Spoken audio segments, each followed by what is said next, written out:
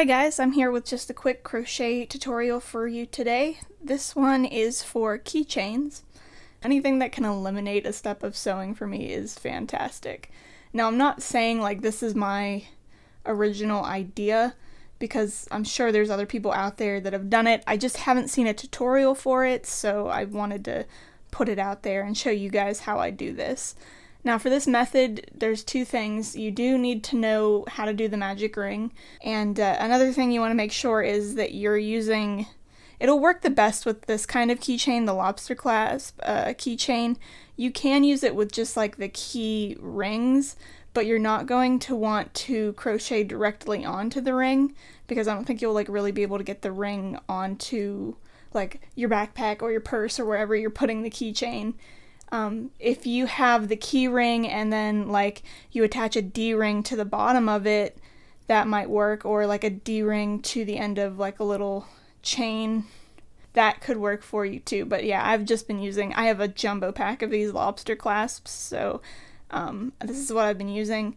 And you just want to make sure that whatever you buy, you can take your crochet hook and like get it through there because you're going to crochet onto this. So just make sure that that bottom ring is not too small. So there's really not anything extra you need for this. Obviously you need the keychain, whatever yarn you're starting with, your stitch marker, and your crochet hook. That's it. So nothing extra really.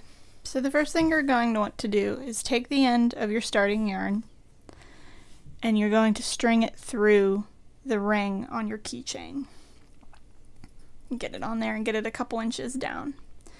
Next, you're going to start off your magic ring as normal. You kind of want to like grab both sides of this keychain here. Just wind it around your hand like you normally would. I'm going to move this down a little bit because that's like kind of a weird position for me. Okay, so we've got our little X up top here, and you want to make sure that this keychain is hanging off the back of your hand. You don't want it down here because then it won't be grabbed inside the ring. So, and if you have it up here, then it's going to be like in your way when you're trying to do, you know, the second part of making the magic circle. So yeah, just make sure it's hanging down here somewhere on there. And we're just going to finish off our magic circle. Okay. Now you can see that it, you know, it got trapped in that ring, and we're going to pull out the tail real quick. So yeah, so now you have it on your magic circle. You can tighten it now if you want, like I usually do because I don't like to work with all this, but you can also just totally leave it. That's fine either way. So you're going to want to make your first 2 single crochets on this ring. Now this is assuming that you're starting off with 6 single crochets like a lot of patterns do. If you're doing like 4 or 5 starting stitches, the numbers are going to vary on these next couple steps. But so here, just for 6 for example, we have our first 2 single crochets on the ring. Now you're going to want to take the tail that you used to tighten the ring, and you're going to stick that through the keychain ring, and I'm sorry it's fraying on me a little bit, so it's going to take me a second to get this through. Okay, here we go. And just pull that nice and tight through there, and make sure it's straight. Oh, sorry, this can be a little bit fumbly, but I still think it's worth it. And you're going to bring that ring up and make sure that it is up against those 2 stitches that you made. So you're going to also want to make sure, and we can kind of do this after we make the next stitch, but you're going to want to make sure that your keychain is facing whatever side you want to be outward. So like I want this to be outward since it's the nice side with the little single crochets. Hopefully you know what I'm talking about here, where there's like a lot of people believe there's like a good side and a bad side. So like this would be the good side and the inside would be the bad side. Yeah, you want to make sure your keychain is facing outward, because if you have it facing down, you're just going to crochet it into the amigurumi, and you don't want that, obviously. You want it to come out of the top. So So we've got our first 2, and I'm just gonna kind of let this hang here for a minute out of the top. Make sure that's tight up against those single crochets with your tail and everything, and then go ahead and make your 3rd single crochet. You're literally just jumping over top of that, and that will lock it into place. So we've got it attached in one spot now, basically, to our crochet. So you've got 3 on the hook, or on the ring, and then the next point in which we are going to attach it is on the 6th single crochet, and that will just make sure that it's centered out the top and not lopsided in any way. So again, making sure that it's, you know, like hanging out the right direction. I'm gonna just leave that like that, and we're gonna make our 4th and 5th single crochets just as normal. I really hope I'm explaining this correctly to you guys. If you need help with anything, please let me know, and I'll try to explain it further. I don't feel like I'm the best teacher at this, but I wanted to show you guys how I do this. So we should have 5 on our magic circle here. 1, 2, 3, 4, 5, so we're good. For this last single crochet, it does get a little bit fumbly. I'm gonna go ahead and pull the ring a little bit so there's even less slack hanging off there. We're going to actually crochet through the keychain ring, so if you have to like shift this around a little bit to make it like reach a little bit better, you can do that. It's locked in place. It's not going anywhere. So we're going to crochet through this ring this time.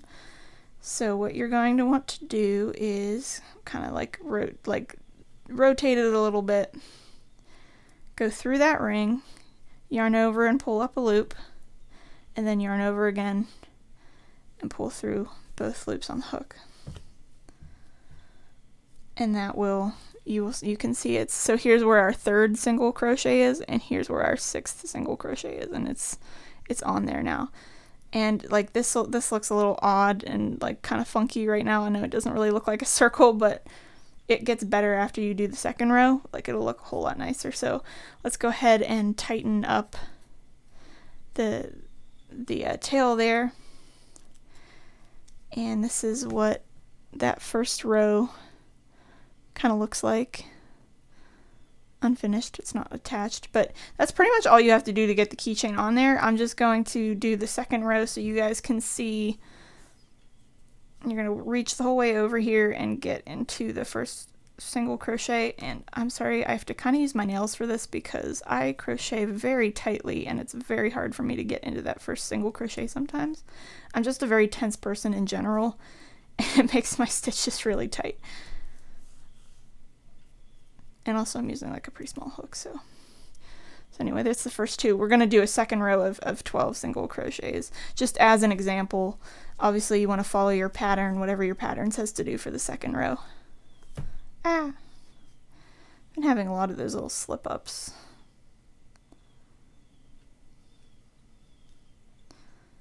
My yarn kind of frayed.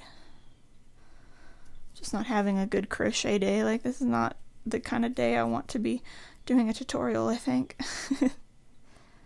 Go into that 3rd and do 2 single crochets. 1, 2,